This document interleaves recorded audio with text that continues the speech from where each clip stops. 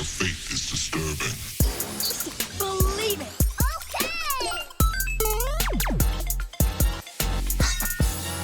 What's going on, Geeks? You're listening to episode 425 of the Geeks Under Grace podcast. My name's Cody Armour. I'm here with Jonathan Nichols. What's up? And this week, we're geeking out about Gamescom. The Bestest Boy, I always want to say Gamescom, and Deathclaws. Before we get into all of that, though, we'll start with what we've been gaming. What have you been playing? Lego Batman 2. Okay. In anticipation of a certain trailer that came out? Maybe not. Yeah. I cannot confirm nor deny. We'll be talking about the Legacy of the Dark Knight later. So cool. How is it?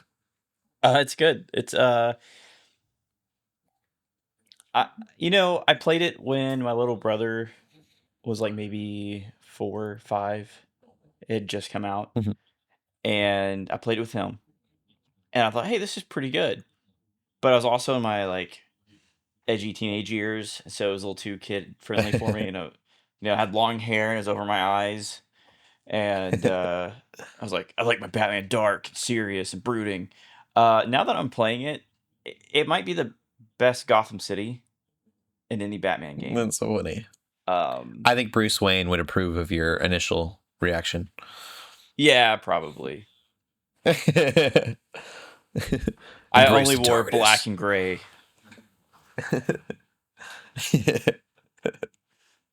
Very dark gray. The Lego Batman movie is so good. It's phenomenal.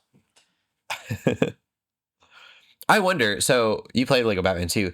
Is Batman from the Lego video games canon to the Batman in the movie? Are they the same character? I don't think so. Okay. Because they he already has Robin, and a lot of the stuff that's like Would there's be a lot an of origin continuity too. issues. Yeah, so it's like Okay. it's not That's quite an interesting. origin story. There's a lot of like continuity stuff. They reference stuff from the game. Now that I'm going back and playing it, it That makes actually sense. it references like at that time Arkham City had just came out, like the year prior. hmm And so it references Arkham City a lot, and it's like making fun of it. That's amazing. And they're like, hey, because there was like a big breakout in the beginning from Arkham Asylum. And they're like, hey, at least they're all still in jail, not outside the walls of Arkham. And at least our mayor's plan to put all of the biggest villains in Gotham in one little central location in the middle of the city didn't work out. And like they kept like there's like jabs at Arkham City and some of the other games and movies. It's pretty That's good. amazing. That's cool. It's super silly, but it's a good time. Yeah. Nice. I didn't write this on the notes, but I've been played Final Fantasy VII Remake Intermission. It was a whole process because I wanted to play it, but I have a PS5. I played Remake on the PS4. And so I knew it was going to be like this would have to happen. I had to go turn on the PS4.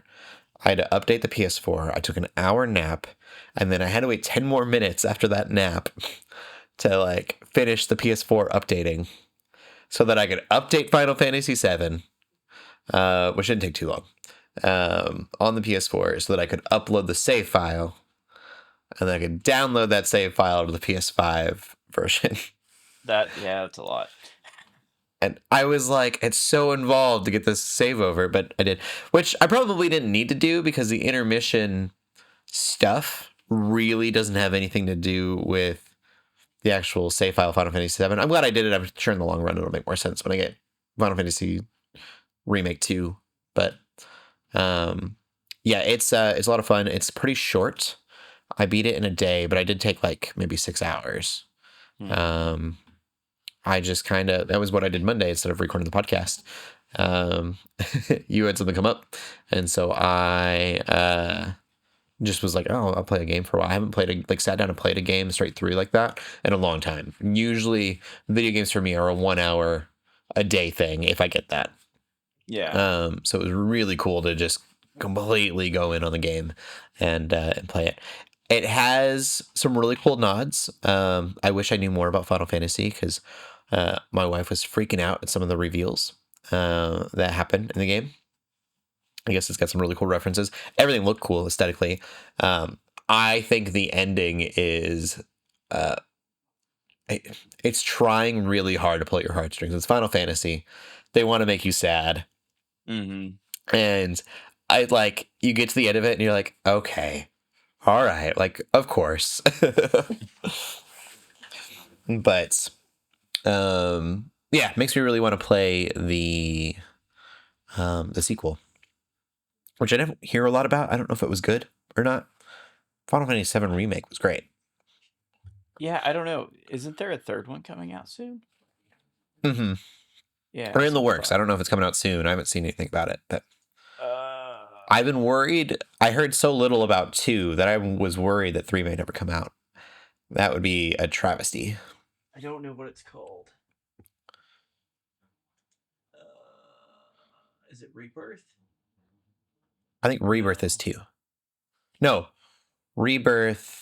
Oh, I don't know. One of them is Final Fantasy VII Remake 1, and then it's like a final edition, like it's retrograde or something.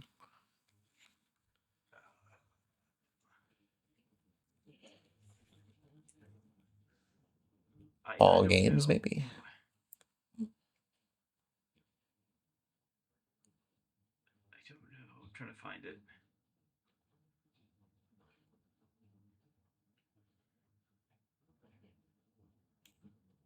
Help. Google help. Intergrade was the Final Fantasy VII Remake port with an extra campaign thrown in, where you play as Yuffie. Okay, so that's the DLC. And then there's Final Fantasy VII Rebirth. And that is number 2. That's the second one. I heard nothing about it. And then we have an unnamed Final Fantasy VII 3. I feel like I'm going crazy because I thought I saw something at Gamescom about this, but I didn't bring it up. Oh, wow. But I guess I'm wrong. No.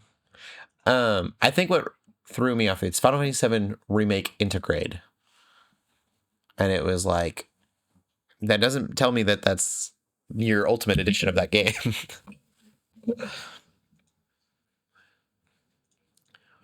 And then I thought there was some kind of prequel thing, but maybe I'm wrong. I mean, according to this, I'm wrong.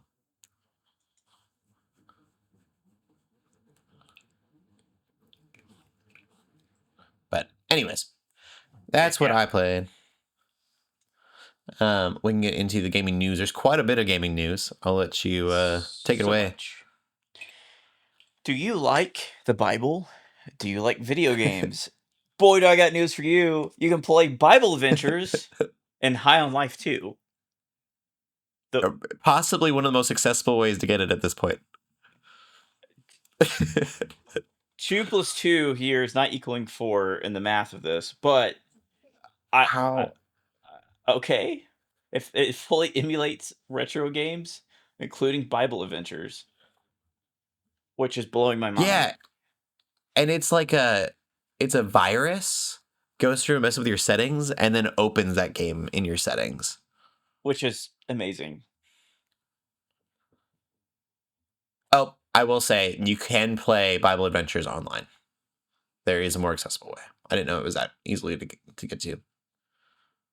Yeah, more than 5 fully emulated games. I love that. And apparently, it's a fully playable version. Like, you can play the entire game.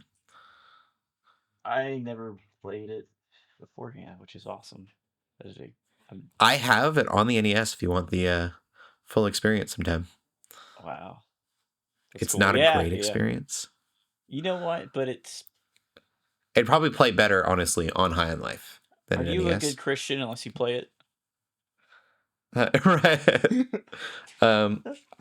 It's really interesting, and I would love to know. I would love to have some conversations with some of the creators of like Rick and Morty, and then this game, this High on Life game, who are connected, obviously, if you like know the history of High on Life. High on Life, for those who are like confused at why we're like saying it the way we are, High on Life is a very rated R, MA, mature game. made by the Rick and Morty team of writers, I think it maybe. The guy that voices Morty and Rick voices the main gun, because the guns talk in the game. It's a very like self-aware, very kind of Deadpoolish in the way that the game interacts with itself, and so it's just funny to see something like this on in a video game like that. But there's a Rick and Morty episode where they're talking about Christianity, and most of it is like making fun of the faith. But then they say something, and it was like, wow, this actually understands the Christian faith more than almost all Hollywood media that I've seen. Yeah. On religion. I don't remember what it was that he said that I was like, oh, well, at least you get it. Like, whether or not you agree with it, like, at least you're understanding the concepts. Because, like, what was the movie? There was a stoner comedy, still kills me to this day, called This Is the End. And it's about, like, the rapture, and it's this, like, stupid rated R stoner comedy. But I was really excited about it when I was watching it, because I was like, this is a really good opportunity to, like, let people hear the gospel that would have never heard the gospel before. Yeah. And they didn't get it in the end. Like, they get saved by doing something good. Like, very, Little Nicky. Is that Adam Sandler's? Yeah. Like, you do something good and then you go to heaven. And I was like, no, you could have, like, there was a moment here where you could have made this, like, a very helpful tool for Christianity. Which I know isn't their goal, but I would love for something like that to happen. And I would love the conversations that would come from that. Of like, can this rated R stoner comedy, like, is it okay that it's, you know, bringing people to Jesus? Is that an okay thing to do? Could be a whole conversation there. Whereas this, like, going back to my point, I would love to know the creative team for High on Life, because, like, even if it's a joke and it's funny, like, there would be people playing a Bible game that would have never played a Bible game before. They would have never touched it. And so I'm like, is there someone on the team that's like, I get Christianity and, like, understands the seed concept of what happens if you just plant one seed in a stupid video game, rated M mature game, and it's a stupid joke, but someone got to play a little bit of Noah's Ark and got to explore, like, what does that mean? I don't know. Yeah. I think it's really cool. Or it's just a dumb joke, and someone just thought the irony was funny. Who knows? Maybe I'm thinking a little too far into it, but You know what? I agree, though. It's that one seed. yeah, you never know. Someone's going to pick an animal up over their head as Noah, and it's going to spark the curiosity, and they're going to read the Bible, and they're going to read Genesis, and Yeah, they're like, is a flood real? And they're going to get in a whole, like, yeah, conversation about that, and then yeah, yeah, you know, you never know. It's wild. So that's how I think. I think it's really funny. I think it's really cool. You know, keep on doing it. Keep sprinkling in Christianity where people think it shouldn't belong. I'm for it. Well, I'm not really sure how to segue into the next one. But Lego Batman, Yeah, I have no Legacy idea. of the Dark Knight. Looks amazing. Yeah. But like, Is it? It's all movies, right? It's not just the Dark Knight trilogy they're quoting. It's like all Batman movies. Comics, movies, video games, all of it. TV shows, it's all there. It's massive. It's crazy. It starts as Bruce Wayne as a kid. Okay, I didn't catch that. So it starts all the way from being a kid to when his parents die to allegedly Batman Beyond. Oh. So the reason why I say allegedly is because they had an interview with the devs, and they were like, "Is Batman Terry McGinnis in the game? Do we get to play as Batman Beyond or old Bruce Wayne?" And the lead game director's like, no comment." So He's like, dang it, now we make DLC. yeah. But yeah, there's like every Batmobile ever is in the game. Every costume ever is in the game. Like, it's massive. It's so crazy. Like, it's gonna be the best Batman game ever made. 100%. It's an open world Gotham that's bigger than Arkham Knight by like 4 times. It's Yeah. got the Arkham style traversal with the grappling and gliding, and it's got the Arkham combat, the stealth combat. Yeah, it's cool. Ridiculous. Super excited. Um, I didn't know I was anticipating a new Batman game, but I am now. So I didn't think I'd anticipate a Lego game, so I know yeah, Lego games are good, but I've never given them the time of day. I saw this and I was like, okay, this looks kind of cool. it looks good. But It looks speaking really of good. anticipation, some people will be Yeah. super excited about this. Hollow Knight Silk Song is coming out September 4th, 2025. Yeah. Unfortunately, not either of us. I'm sure it's good. I just never played it. Don't know much about it. All I know about Silk Song is that this particular game is some people's Half-Life 3. Wow. Okay. It's not mine. But Half-Life 3 is my Half-Life Half-Life 3. Half-Life 3 isn't even my Half-Life 3 because I never really got into it. I played Half-Life Alyx about halfway and I got scared. So, Though I'll say I uh, would rather a Portal game than a Half-Life game. yeah, same. I do a Portal 3 would be really good. And then next up, pretty excited about this one, but the DawnWalker game, which is kind of like a Witcher style game, but he plays a vampire. That got a new Yeah, and trailer. you've got like 30 days to Yeah, accomplish your goal, and you choose whether you want to like finish that goal as a human or as a vampire, because it's like a day and night. And so if you get it during the day and you're like, oh, I'd be better for the vampire to do, you're gonna have to like waste a day so you can do it at night. yeah, I hate time trials. I love the way this game looks. I really like the concept of the game.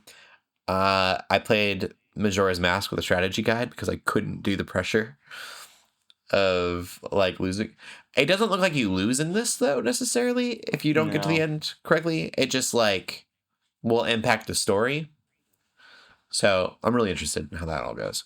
So Majora's Mask, you didn't make it through your 3 days. You had to restart. yeah. The moon crushes you or something. It's been a long time since I Yeah. played it.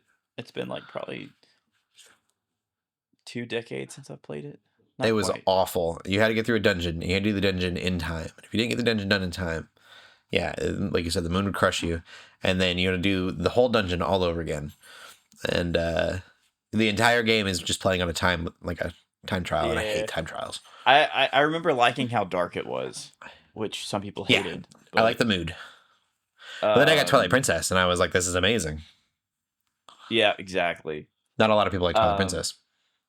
I don't know. It looks good. It looked a little rough. Some of the combat still, you could tell they're polishing it up. Talking about Mm-hmm. DawnWalker, sorry.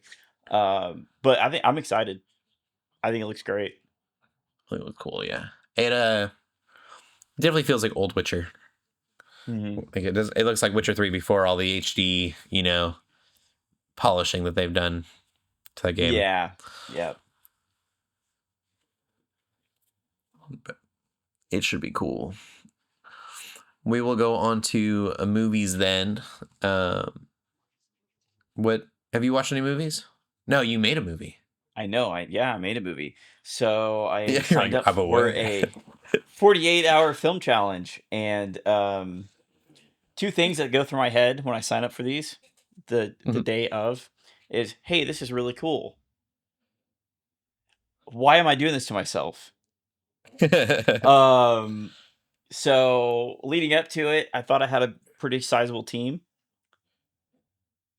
One person couldn't get off work, another person was sick. One person ended up getting his kids for the weekend and couldn't make it. Oh, Another person uh ended up just starting college and was too busy with homework to be able to drive down. So they helped. They helped do the story. We did all virtually. So we still have plenty of credit because they did a lot on that end. But we had 4 of us. It was me, one other crew member, and then the 2 actors. So it was a small crew, and I was panicked. I was like, I don't know if we're gonna do this, but we did it. We did it, and the reception's been really good. I spent all night Friday night working on the script breakdown, making my director notes, and then getting gear ready. Got up, went to bed at 3 a.m. Got up at 7 a.m. and then I got back home at 10:30 or 11 Saturday night. Started Nice. editing, fell asleep at my computer, went to bed, got up at 8 a.m. and then I think I finished it and submitted it at 5:30, and the deadline was 7:30. So Oh wow, there was when I was like when we were finishing filming Saturday, there were people that were still trying to film. So man. yeah, I've been trying to get some of the other ones. I had to watch one other competitors, and it was pretty funny. But there's one apparently that's amazing that got submitted, and I really Okay. want to find it, and I'm trying to get a hold of it. 'Cause so basically, a quick little backstory about these film challenges. You're given a genre, a prop, and a line of dialogue you have to include. So you have to fit in Okay. that genre. You have to use that prop and that dialogue, and it can't be the dialogue has to be exactly the same. So Okay. your actor can't ad lib, which is really hard when you're writing the script and then trying to do all the acting because you're also um like they don't have time to memorize the lines. And Hmm. so it's really hard. You have to like work really hard to pull performance out of it because they're Right. doing their best to recall lines. They don't know it by heart. And so not only you're trying to build characters within it with the actors and build performances, they're struggling to even remember anything. And So you have so a to get full script you're repeatable, given, we have to or write just the pieces of script. dialogue? We Write the just script. one Okay. piece of dialogue and we have to write the script. So yeah, it's a lot. I love them, but also again, halfway through, I was like, why am I doing this to myself? And but we did it. We did it. I felt awful at work That's super today. cool. Might have should have called in. I'm not sure, but I did it. That's awesome. What was the prop? Can we know? Yeah, yeah. It was an instrument. That'd be an instrument. Okay. So thankfully, I have some friends that I've known my entire life because they were my dad's friends, but they teach music lessons in our town, and so they let me into their studio, and so we filmed this in Nice. their studio. So it was one location. That's how we pulled it off. One location, one one prop. So it all worked out. We didn't have to go anywhere. So all Saturday we just stayed in the same place. Very cool. That's neat. I watched a movie that I've watched a bunch of times at this point. It's Justice League War. It's an animated Justice League movie. Nice. It is one of the best DC like pieces of media I think I've seen. Is that I'm the sure comic is it books aside, but is that the one where they meet for the first time? yeah, yeah, Okay. it's right after Flashpoint Paradox, and it like brought a whole era of movies, and it's over now, and the animation art Yes. style is completely changed. But it was my favorite art style that DC's ever done, and then Yeah. some of the best writing. It's so funny, the whole movie. And I talked about it. I raved about it for years as the movies were coming out. But if you haven't seen Justice League War yet, definitely do so. Batman is hilarious, but like in a perfect way. It's the way that I hope that James Gunn does Batman. And that is just like this incredibly smart strategist detective Hmm. who has fancy gadgets. He doesn't want him to be campy, and I get that. I think doing so is just him knowing everything and just being super well informed at all times. Um, that's him through the whole movie is just like completely observing everything, very Sherlock Holmesian about things. And then like very Sherlock Holmes. Now that I'm looking back at it, um, there's a thing where he's trying to figure something out, and he's like piecing together all of the little details in his environment to like know when to move. But he's got like the Green Lantern's like, can you do anything? Can you fly? And he's like, in a plane. And you're not just a crazy man in a bat suit, are you? And he just Yeah. smiles. Okay. So I was trying to look at the release order. So it's Crisis on to Earth, Under the Red Hood. There's other ones, but I don't know if they're in the same timeline. Let me I see think once Crisis on Two Earths. I don't remember that.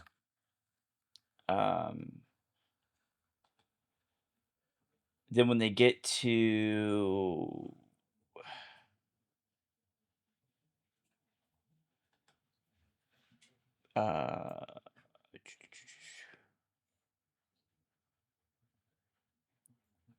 Justice I League think that's a different universe. Doom.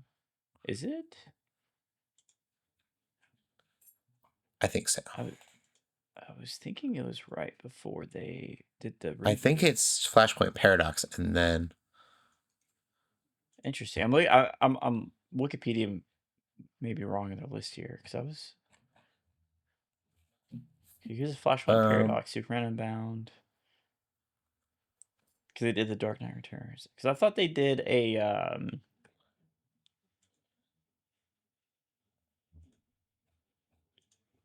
thought they had a couple right before that was. Yeah, they're kind. Yeah, maybe. I don't remember trying to find Doom it. very well. I used to own them all. All DC movies. I'm on the wrong one. Just like War. Chronological order. Movies in order.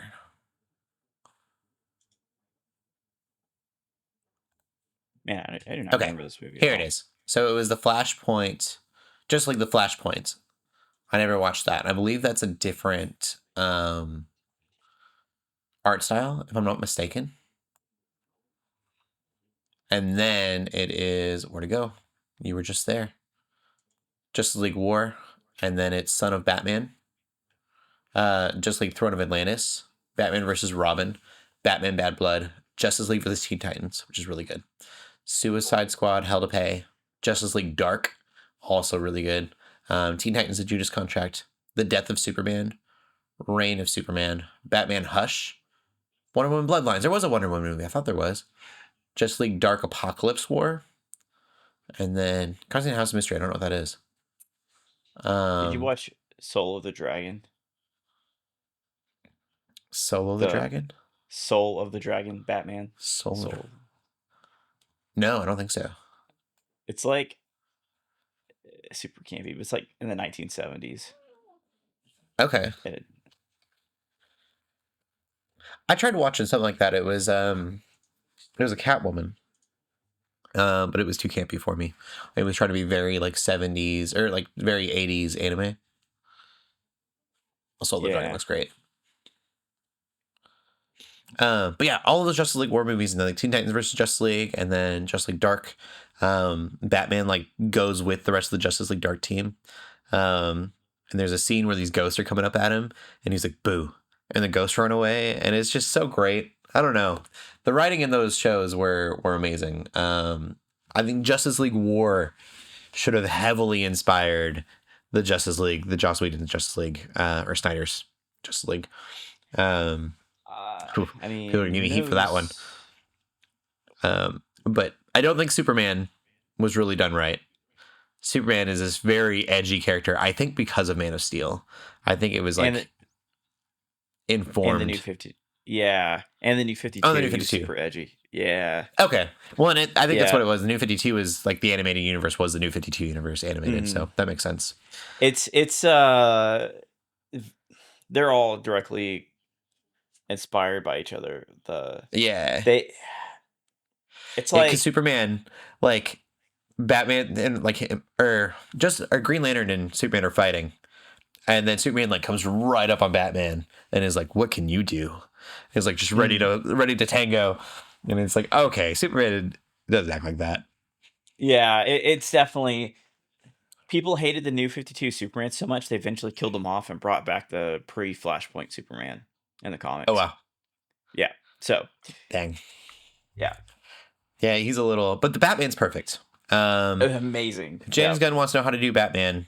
Give him a like almost Sherlock Holmesian way of thinking, and like even if we had breakdowns, I would love that. If we're watching Justice League and Brainiac's there, and then you watch Bruce Wayne, just do like one of those Sherlock Holmes scenes from the Robert Downey Jr. movies where he's like,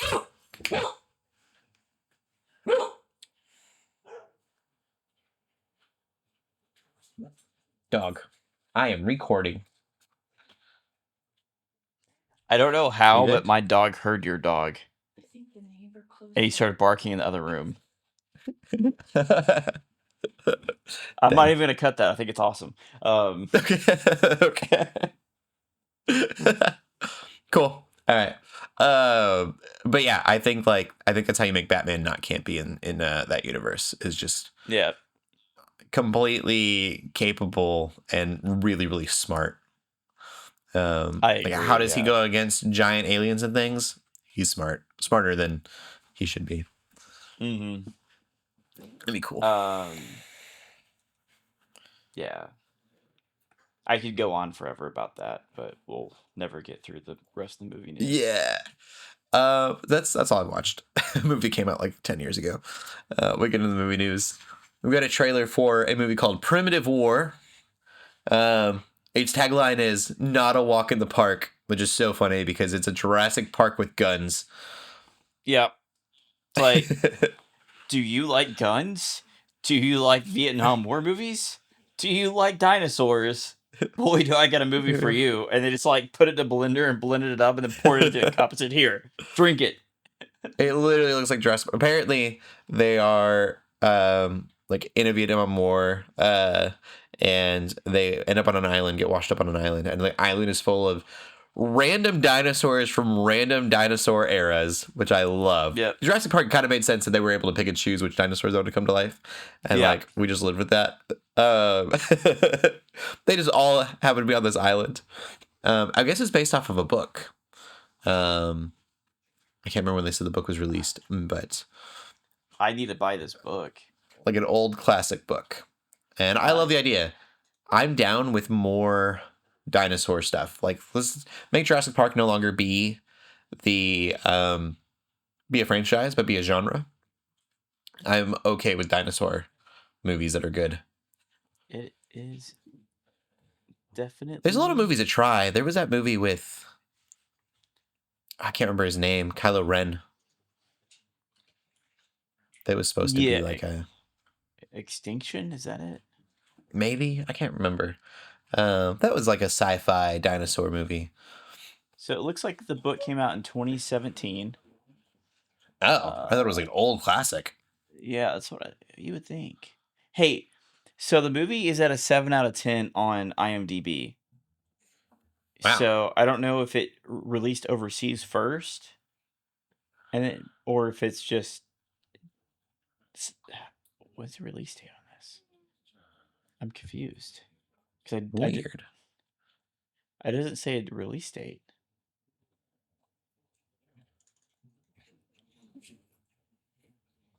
Who knows? Yeah. Oh, okay. It just came out, like Thursday. Oh, the book did? No, the movie. Sorry. Oh. The book came out in 2017. Came out Okay. in February. Wait. In theaters August 21st. Weird. Yeah, So it's probably April not 20 an amazing movie, is what I'm gathering. If this is the first time we're hearing about it. Yeah, but at the same time. Oh, wait a minute. Okay, get this. 50% Rotten Tomatoes critic score, 90% audience score. Yes. So that tells me right now it's probably a good time, but not a serious movie. Yeah, it's not academic awesome. enough. That's so funny.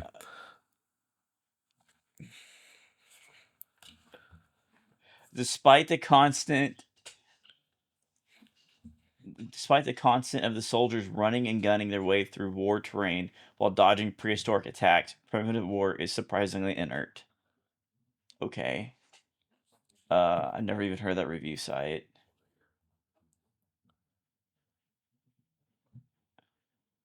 I'm trying to see if there's actually like a real review site that reviewed this by the critics. Yeah. That's never a good sign.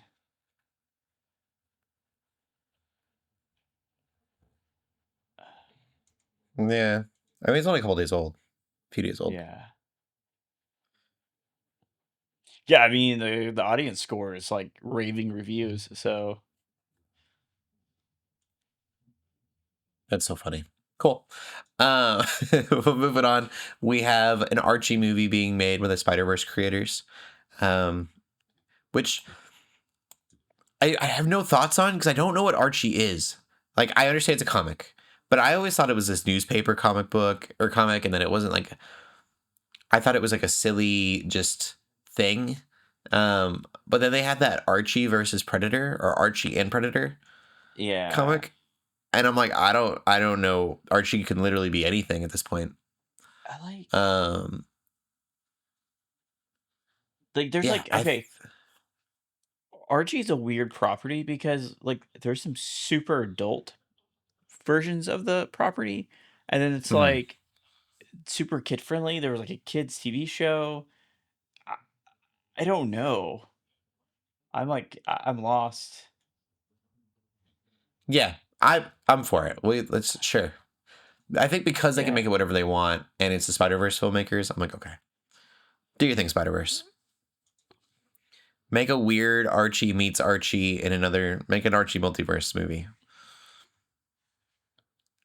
I actually hope they don't do that. That would be so dumb. But That would be super super weird. I don't. Yeah, I know nothing about this. I'm sure it's great or will be great. Um, or good, should I say? Like the movie The Good Boy. Yeah, How's that you for a might. segue? One might even say the bestest of boys. The bestest of boys. There is a horror movie coming out, but it's in the eyes of a dog. I have not seen the trailer. You have. I've heard the premise though and see the pictures, and I think it's fantastic. It looks really good. Definitely, it's gonna be scary. The dog actually looks like your dog. I know that's So, bringing me interest. It's got um, some golden retriever, golden lab look into it. I just want to know how they got the dog to act because 10 out of 10 performance. Like it's amazing. Like there's some Um, CGI going on. I don't know. Eh, I haven't seen the trailer, so I really don't know. I didn't. It didn't seem like it to me. I just think they were very clever with how they shot it, and Got him to so they got react. real reactions and That's awesome. or like, let's That's pull this fun. toy away from the dog and make it look sad. And then you're like, all right, roll. So they, but I had just to brag on my dog a little bit. I don't know if I'm bragging at this point, but I have a golden lab. She's amazing. Her name is Iris. But the other day I was like, "Who's a good dog? Who's your good dog?" And I'm like going at it. She's perking her ears up right now, and I was like, "Not you." And I just did it with a stone cold face, and she went and hid. And I was like, "There's no way you understood what I was saying." She was like, she was just guilty conscious. I don't know, but I was like, "Not you." And just looked at her, and she was like, "Well, I'm leaving now." Uh, dogs are so smart. I know. She's kind of a genius. I love her a lot. She's very spoiled. We had guests over, like I said, this last weekend, and so I was like, "Everyone, my dog is very sweet. She is not well behaved. She will jump. I will not control her. She is her own being in this Yeah, house." my dog's the same way. He loves people, and he just can't contain the excitement. So Yeah. There's ways to train him out of that. It's not gonna happen with us. he's gotten a little calmer. He's starting to learn that people want to pet him, but not be body slammed. Yeah. So he's starting to learn. She will listen. If you tell her down, she'll get down. Yeah. But she that's not her first response by any means. But yeah, Best Boy coming out later 2025, right? Yep. Cool. 2025. Well, we'll get into TV then. I'll let you go first. Still watching Resident Alien. Mhm. It's amazing. Can't remember what all I said about it last time, but it is You went pretty in a depth. yeah. I don't know. Cool. It's just funny. I'm enjoying it. That's awesome. I watched the first episode of Peacemaker. And it's really interesting because we go from Superman and it's just like a super wholesome, show. And then Peacemaker, season 1 was pretty bad, but it feels like season 2, he's trying to compete with The Boys, James Gunn. Yeah. There is a full frontal orgy. So like dozens of people in shots. To make the point that he like Peacemaker is going to a dark place, and then I can't remember the girl's name, James Gunn's wife, I think she is. But she has her own scene where she's like Harcourt. That sounds right. Harcourt. Yeah. She's in a dark place, and so they're trying to show that through these scenes. But it's so like jarring and uncomfortable because it's in the universe of Superman. Yeah. I haven't watched it yet. I do know what you're talking about because someone brought it up to me. They're like, "Have you watched this?" I'm like, "No, not yet." But they're like, "Well, this happens." It's okay. Yeah. And it's a lot. I think like James Gunn's trying to do this thing where he's like, we're going to be everything for everyone, but it almost feels like incohesive to the other the Superman universe. Like, oh, this is tonally very different. And apparently some really big things are supposed to happen in episodes 7 and 8 for the broader universe. And so I was like, if you're going to like introduce something about the broader universe, maybe don't start your show with like a full frontal orgy. Yeah. Like it gatekeeps so many people from watching it, which is kind of unfortunate. Yeah, I think it's unfortunate. That's the thing with James Gunn is he's unapologetically himself Mm-hmm. in every piece of art he makes. And so it's like if he wants to get a point across, he's going to get the point across, and it's probably going to be something like Peacemaker if he feels like it needs to happen. But I also feel like sometimes he crosses the line a little too far. Yeah. So Like he could have gotten the same ideas past it without doing that. It feels like The Boys, honestly. Yeah. And The Boys, I'm more like The Boys is super uncomfortable to watch. I'm not saying it's not. But you know what you're like getting into, I guess. Mm-hmm. And that universe is that universe, and so you expect it from that universe. Where this, it just felt like I said, didn't feel like I was in that universe anymore. I was like, oh, this is weird. Yeah. But other than that, I love Peacemaker's Chris Smith. Love his character development through the last season and now into this season. I think is really interesting. So a sad thing, something to be aware of if you're planning to watch it. Maybe worth just knowing and skipping ahead because it's a lot. Definitely don't watch with your kids. But yeah, that's what I've been watching. Well, in the podcast, a couple more TV stories here. We got Last of Us season 3 is confirmed to be longer than season 2, which makes sense because season 2 was very short. I believe it's also the last season though, so I think so too. Yeah. Crazy that it's over already, but I do believe that the viewership kind of crashed after episode 1 of season 2.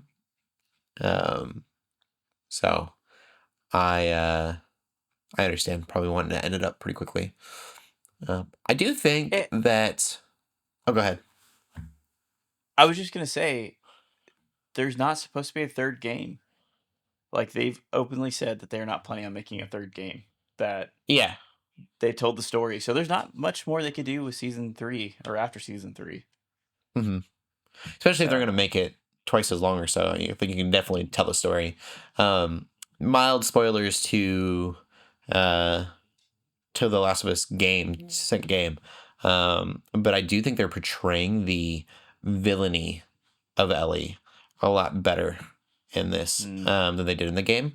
The game, by the end of it, I was still rooting for her. And this, I'm starting to get that feeling of like, oh, we're gonna like hate her by the end of this. Yeah. And I think if they do it well, that'll be the feeling we get, is like this really uncomfortable, I was rooting for you, what have you done kind of sense. I'm hoping that's the case. I think they've done a better job already than the game did, at least introducing that idea. It could be cool. You don't get a lot of things where you're rooting for a hero and then the hero ends up like being someone you despise by the end. We get a lot of Yeah. villains that are kind of redeemed and then we like end up liking them. You know, Loki really made that like popular. We don't have a lot of the reverse where you're like, oh yeah, this is the hero, of course they're the good person, and then you're like, oh, you're awful. I feel like we have to give credit to Bella Ramsey, even though some people absolutely hate her acting in this. Yeah, I I don't think know why. She's doing great. I think she's doing great. Yeah. Yeah, I don't know. I don't think people are looking at it objectively. I think that's political commentary getting in the way of what they're watching. Because I didn't really hear a lot of complaints except that her face didn't look right until after the like trans coming out stuff. Yeah, yeah. And then it got really, and it's not like she's done anything to make herself look more like non-binary or anything, like not like I Ellie. know. But some people, I'm sure the people that believe that her acting is bad will say it's because her acting is bad and that I'm being crazy. But I noticed a lot more of it after she had said that. Like even the fact that you can say like she's still comfortable being called a she. She's like, I don't care what you call me. That was like her whole thing. Yeah. But I still think her best role was in Game of Thrones. yeah, really good. Yeah. Yeah. My favorite thing about Bella Absolutely. Ramsey is during COVID, she sang worship music on YouTube. Yeah. I think that's super cool. I don't know where her faith lies these days, but it was really neat. And then we got a trailer for Fallout Season 2. I wanted to say something else about Ellie. I don't know if, I think in the game they weren't trying to villainize Ellie. They were trying to make you feel like she's human too. I am hoping, I suppose, with this show that they go full tilt and go, she's the villain. That's what I was going to finish with. Yeah. I don't think it was I the point need to of this catch up. second. I haven't watched season 2 yet. Oh well, I don't think I'm giving too much away. Have you played Season 2 or the second game? Oh yeah. Yeah. Okay, then yeah, you know the Yeah. basic ideas of it. I was in the minority that actually really liked the second game. Yeah, I didn't So, dislike it. I get where some people are coming from, but I think it had a lot of heart, and I feel like it had a deep message to it that I think people were just upset about some choices early in the game with the story, and so Yeah, it just totally ruined the rest of the game for them. But I will say I enjoyed the second game. I did not need the second game. If it never existed, 100%. I would have never been upset about it not existing. I wouldn't have been like, we need a second game.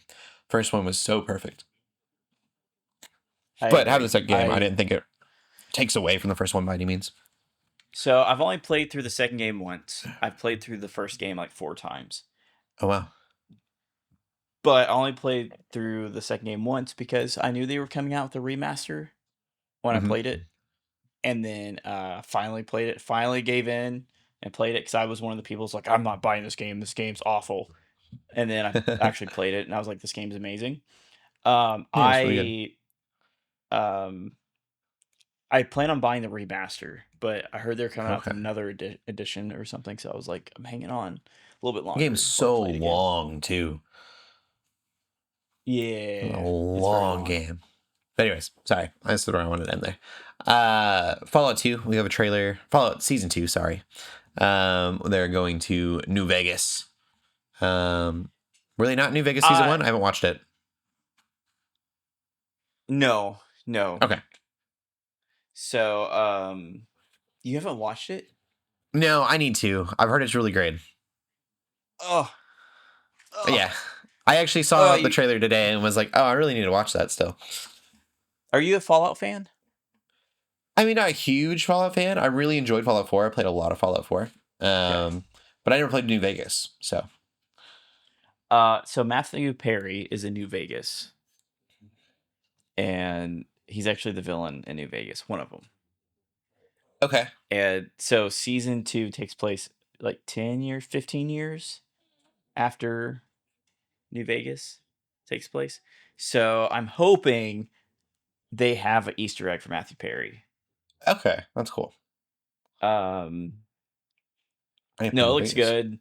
People were super worried about it, but I don't want to spoil it because you never played New Vegas. And there might be people listening that haven't played New Vegas yet.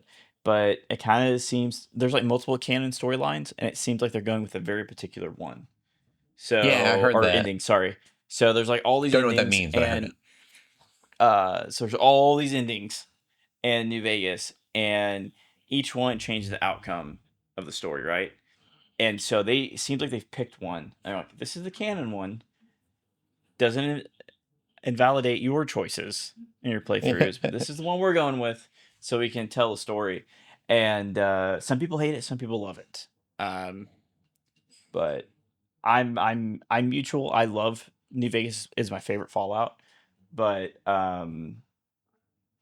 it's also a game, so I'm totally like whatever the creator or the story writers feel like for Fallout Season 2, what they need to do with it, I'm totally fine with it. It's not gonna ruin my game. Yeah. Very cool. The trailer looks good. Like I said, it reminded me that I need to watch Season 1. I've got nothing against it. I heard it's amazing, and one of the best video game adaptations ever made. Maybe the best. Oof. So yeah, we'll check it out. But yeah, that's the end of the podcast there. Are you geeking out about anything else this week? No. I feel like there was something, but it's been a long weekend and I can't remember, so we're just gonna leave it at that. I played more Hnefatafel, and I've gone full circle, which scares me. I'm getting really good at the game. But we started with, if you look at a Hnefatafel board, the king goes the outer perimeter of the board, and that's a win. That gets to be really easy when you first start playing. If you're playing against someone else who's like really new too. So then we changed it to the king had to get to the outer corners of the board instead of just the outer rim. And that made it really difficult for the white team to win. Black could win every time. And so now we've gone back to doing the outer rim because the one that's playing the black pieces has gotten so good. Then we go to the outer rim now, back to what we were playing originally. And so it's weird that this game will it's a very unbalanced game. And so depending on what you pick up, you have to keep rebalancing the game. But it has no rules, so it's totally okay to do that. Nobody knows how the game was actually played. They just know the pieces. And that's a big point of the board. So this, we may have even talked about this, but this just dawned on me. So chess is Western European combat. So it's based off loosely based off how they would they fight on a battlefield, like that philosophy. Chinese checkers is kind of their philosophy for combat.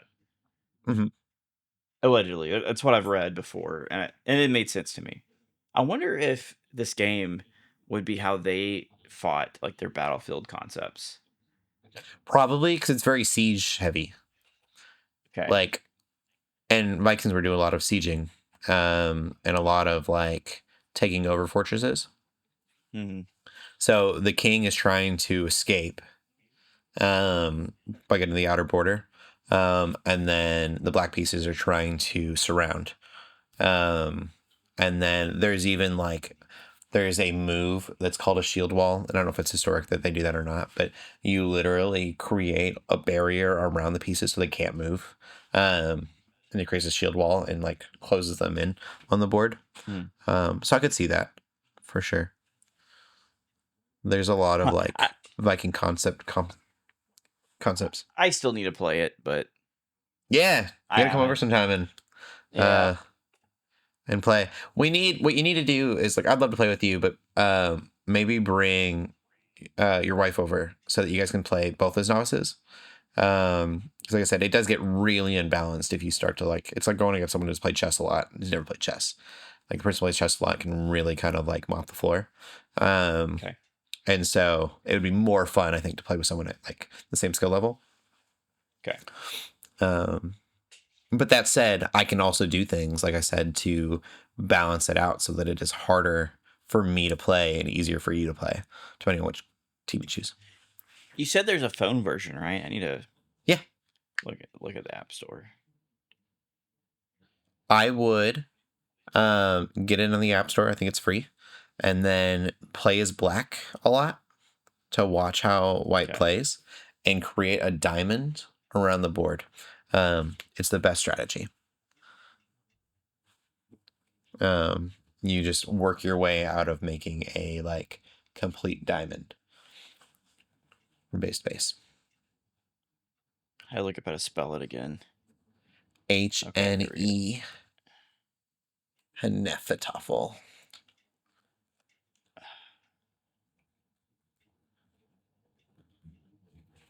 HNE for the listening. FATAFL.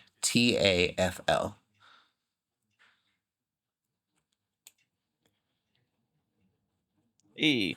Is it the Viking chess Hnefatafel online? Or is it Hnefatafel? I think it's just Hnefatafel. Oh, my phone's dead. I can't, or broken. I can't show you.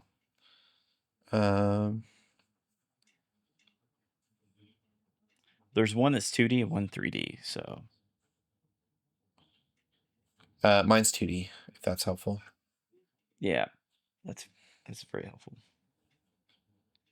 Okay. It's like a top-down board. Yeah. I think It's very brown and black color scheme. Yeah. Okay. Yeah. Cool. Cool. Good luck. We'll see. I never was one to play chess, but I think that's why I like it so much. Is because like I'm not great at chess, but I got good at this. It feels more checkers than chess to me. I'll have to check it out. I'll have to play with it. Yeah, it's a lot of fun. Cool. We'll end the podcast there then. Where can they find you at? You can find me on YouTube. My new short films on there, and it's at Different Lens Media. You can find me on Facebook, Instagram, both under at Different Lens Media. Cool. And you can find me on Instagram at Cody Armour. Keep gaming, keep praying, and God bless.